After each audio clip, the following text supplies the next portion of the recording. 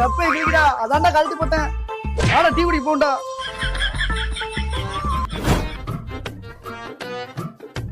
ஏண்டா எப்பயுமே டீ கப்ல தானே குடிப்ப, இப்ப என்ன கண்ணாடி கிளாஸ்ல குடிக்க?